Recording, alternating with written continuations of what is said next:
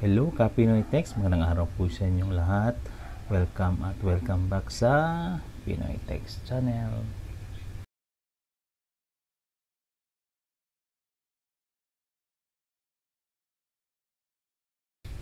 Sa video ito, i-share ko sa inyo ang tatlong bagay na dapat nating malaman.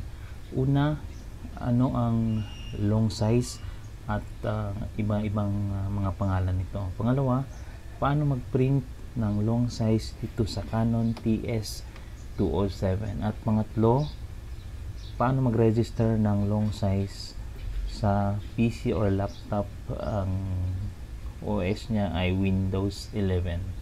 So simulan na natin.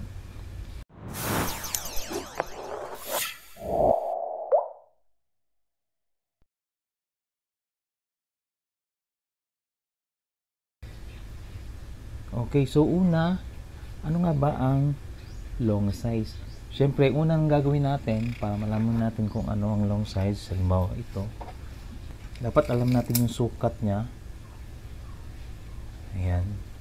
So, 13 inches yung length, and then yung width naman is 8.5 inches. So, 8.5 by 13 inches ang sukat ng long size. So, in millimeter is 216 by 330. Okay. Meron naman ako ditong short size or letter size. Ang difference nito is 2 inches.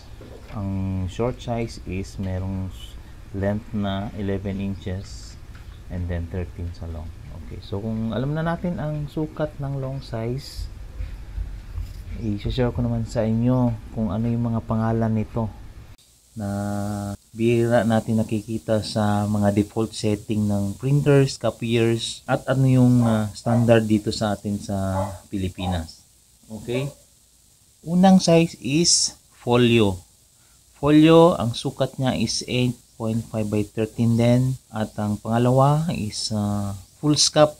May nakikita ako sa mga settings ng copier na ang long size ay isineset sa foolscap. Kasi sa Pilipinas, ang size natin is long. So wala tayong makikita sa printer or sa printer properties. Kung titingnan natin doon, wala tayong makikitang long size. And then sa mga copier naman, wala tayong makikitang long size. Ang kadalasan kong makikita is folio, foolscap. Meron din ako nakikitang government legal. So 8.5 by 13 din ang size niyan. At yung isa sa OKI na machine, legal 13. Okay? Ano ba ang legal? Ang legal, standard legal size is 8.5 by 14. So, kaya may 13, legal 13. So, yun yung 8.5 by 13. Okay, so kung nakuha na natin yung size ng long, ang next naman natin is paano mag-print dito sa Canon TS207 ng long size. So, pupunta tayo sa computer screen and then mag-print tayo ng long size. Okay, nandito tayo sa computer screen. I-open natin itong file na to, BIR form. Ito, naka-long size ito. Yan. So, long size ito. Minimize ko lang. Yan. And then, kung pupunta tayo sa print, okay, turn on ko muna yung printer. Pupunta tayo sa print.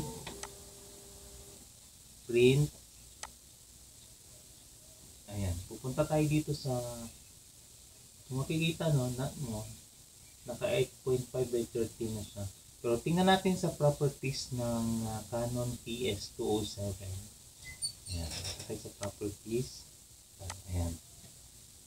So, dito sa printer paper size, ayan. So, ito lang yung makikita mo. From letter A4, 4x6, L, Hagaki, at custom. Itong foolscap, idinagdag ko lang ito. So, dun sa pangatlong topic, i-discuss ko to sa inyo. So, kung wala tayong nakita ditong long size, pupunta tayo dito sa custom. Ayan. I-customize natin yung paper size. Ayan, ito yan. So, gaya ng sabi ko kanina, dapat unang nating malaman kung ano talagang sukat ng long. So, since alam na natin, ito ay 8.5 by 13. Ayan, okay. Ayan, so naka-custom siya. So, i-preview natin before printing. And then grayscale. And then, okay. So, current page lang tayo para one page. So, ito na siya. And then, print. So, tingnan natin sa printer. Sorry, naka-offline. Hindi ko pala na-connect yung USB cable. Connect na natin. Ayan. So, connected na siya. Ayan. Ito yung preview niya. Ayan. So, kung okay na, hindi lumagpas. Ayan yung size niya. And then, start printing.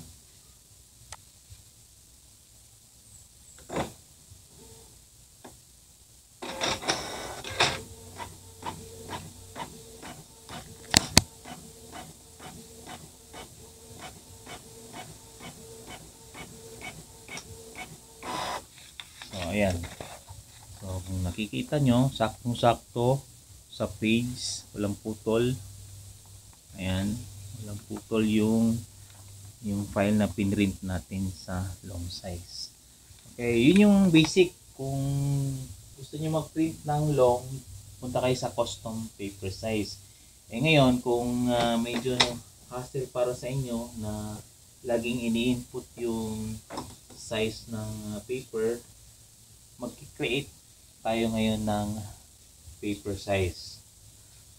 Kagaya nitong nakita natin kanina dun sa print sa may properties. Ayan dito. Nakita nyo dito nakaset na yung full scope. Na idagdag ko na.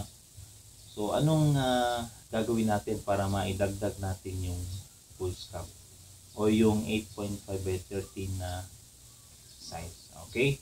So, Windows 11 nga pala ang OS natin na naka-install dito sa ating laptop. Okay, punta tayo dito sa hanapin lang natin yung printer and scanners. Ayan, ito. Ayan. Click natin to.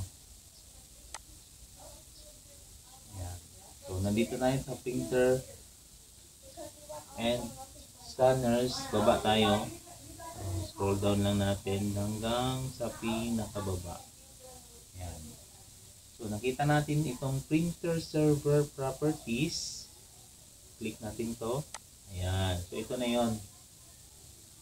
Maghahanap tayo ng size na katumbas ng 8.5 by 13. Kagaya ng nabanggit ko kanina, yung government legal, merong folio, merong full scope, at legal 13. Okay. So, maraming sizes dito. So, ayan, ito folio. Kung bababa tayo dito sa width and height, 8.5 by 13, di ba? Ito yung kinrate ko, full scope, 8.5 by 13. So, meron din namang full scope folio, ayan o, same lang din yung size. Dun sa, ito napansin ko itong government or German legal fund fold. Ayan o, 8.5 by 13 din. So, applicable din ito. Ngayon, kung gusto nyong long talaga ang ilagay natin, i-create tayo ng new form. Tapos, ayan. Gawa tayo ng form name. Long. Ayan, long size. Ayan. and then save form. Ayan o, long size. Tingnan mo nga yung yung German kanina. Ayan, di pala na-delete. So, meron na tayong na-register na long size based sa gusto natin. Ayan, 8.5 by 13 and then close. Ngayon, pupunta tayo sa printer properties ulit. Tingnan natin kung nandun na ba. Print, then properties. Ayun, ayan o. Andito na siya, long size. Ayan, so print natin. Print natin current page lang. Lagay ako ng papel sa printer. Ayan, and then current page, and then okay. Ayan. Start printing. Ayan o, long size, plain paper, clear tray, normal size, and then start printing. Ayan.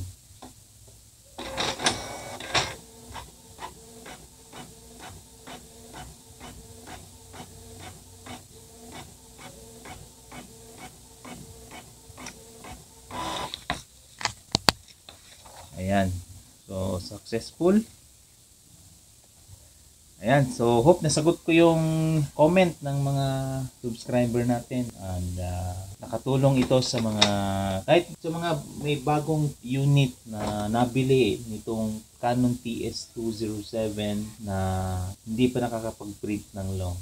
So maraming salamat po sa inyo lahat sa pagsuporta dito sa ating YouTube channel. Kung nagustuhan niyo naman to, please leave a like and comment also kung may mga karagdagang katanungan po kayo, and don't forget to subscribe to my channel para tuloy-tuloy po ang ating tutorial regarding sa mga printer.